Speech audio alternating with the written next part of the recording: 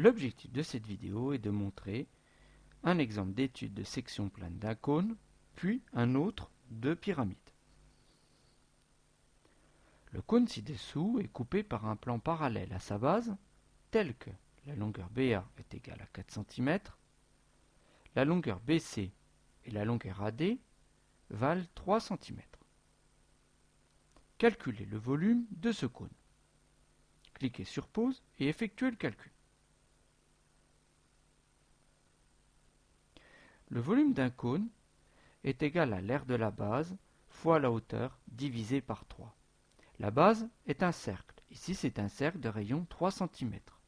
On fait donc pour l'aire de la base pi fois 3 au carré, ce qui nous donne pi fois 3 au carré fois 4 divisé par 3, ce qui est égal à 12 fois pi cm3. On peut laisser ainsi, c'est la valeur exacte. Le volume de ce cône est donc de 12 fois pi cm3.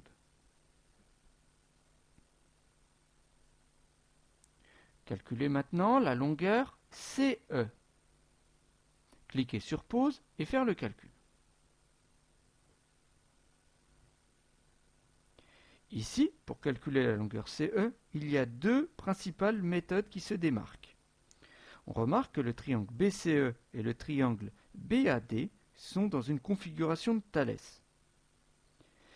On peut donc utiliser le terme de Thalès pour trouver la longueur CE.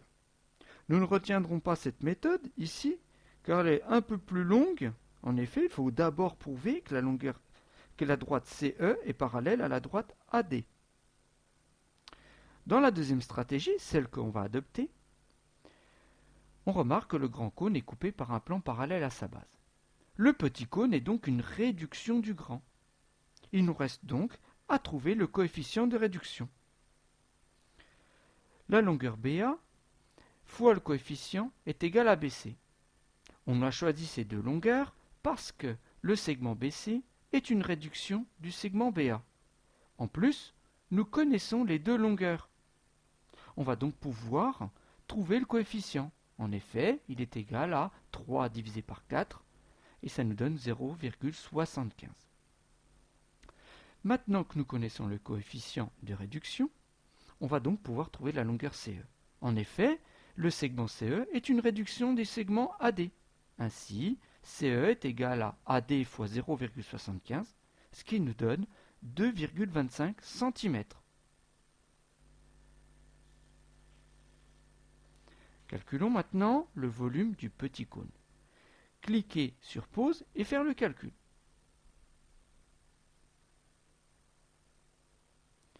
Le petit cône est une réduction du grand cône par un coefficient de 0,75. Ainsi, le volume du petit cône est égal au volume du grand cône multiplié par le coefficient au cube. Nous avons calculé dans la première question le volume du grand cône qui est égal à 12 fois pi.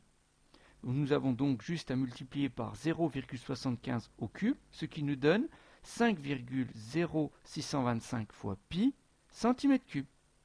Voilà, on a trouvé le volume du petit cône qui est égal à 5,0625 fois pi cm3. Étudions un deuxième exemple.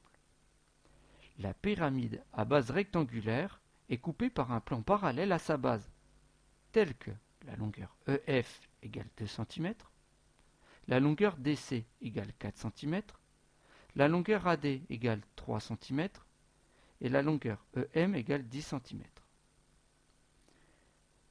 Calculons d'abord le volume de la grande pyramide. Cliquez sur pause et faire le calcul.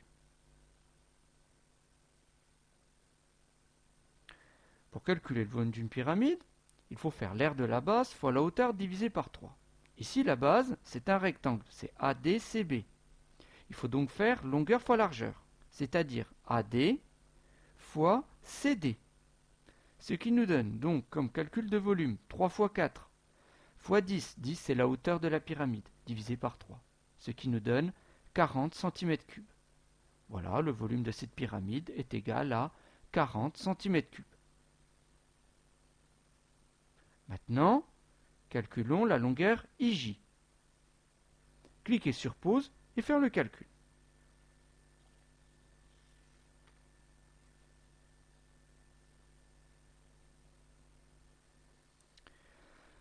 Pour trouver la longueur IJ, on remarque que la grande pyramide est coupée par un plan parallèle à sa base. La petite pyramide est donc une réduction de la grande. Cherchons maintenant le coefficient de réduction. On remarque que la longueur EM fois le coefficient est égal à EF. En effet, le segment EF est une réduction du segment EM. On choisit ces deux longueurs car on les connaît les deux. Ainsi, on va donc pouvoir trouver le coefficient. Le coefficient est donc égal à 2 divisé par 10, c'est-à-dire 0,2. 0,2 est donc le coefficient de réduction. Ainsi, IJ étant une réduction du segment CD, on va donc faire IJ qui est égal à 0,2 fois CD, qui est égal à 0,8 cm. Remarquons que nous aurions pu utiliser le théorème de Thalès. En effet, le triangle ECD et EJI sont dans une configuration de Thalès. Il aurait fallu d'abord quand même montrer que le segment IJ est parallèle au segment CD, ce qui nous aurait donné un travail supplémentaire. Voilà pourquoi nous avons adopté cette méthode. Calculons maintenant le volume de la petite pyramide. Cliquez sur pause et faire le calcul.